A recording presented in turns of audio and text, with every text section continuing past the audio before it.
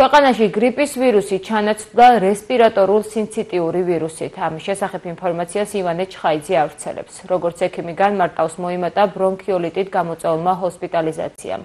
რესპირატორული ვირუსების გაზრდილ სტატისტიკაზე საუბრობს პედიატრი ანა ქადაგიშვილიც.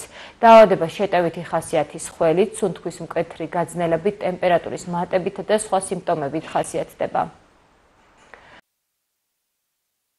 ქვეყანაში ბუმი იყო გრიპის ვირუსის, გავრცელებული იყო როგორც A-ტიპის, ისე B-ტიპის ვირუსი, H1N1 ვირუსი და ეხლა დღესდღეობით არის ასეთი სურათი, გრიპის ვირუსი ჩაანაცვლა რესპირატორულ სინციტიურმა ვირუსმა, რომელიც გამოიხატება მაღალი ტემპერატურით, ანუ მაღალი ცხელებით, სუნთქვის გაძნელებით.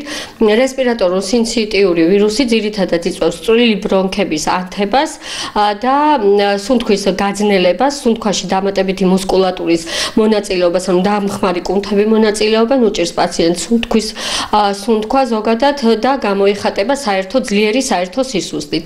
ანუ დღესდღეობით უკანა პლანზე გადავიდა გრიპის ვირუსი, სადღაც 80%-დან 70%-მდე შემცირდა, სამაგეროდ ძლიერ მომატებულია, როგორც წეღან მოგახსენეთ, რესპირატორულ სინციტიური ვირუსი, რომელიც ძალიან ვერაგი ვირუსია და სხვადასხვა გართულებებს იწვევს, ძირითადად ბრონქიოლიტებს, ბრონქოპნევმონიებს, ახლაც გავსინჯე პაციენტი, რომელსაც აქვს ბრონქების ანთება და წვრილი ბრონქების სანათურის ანთებას იწვევს ეს ვირუსი და არის ძალიან ვერაგი.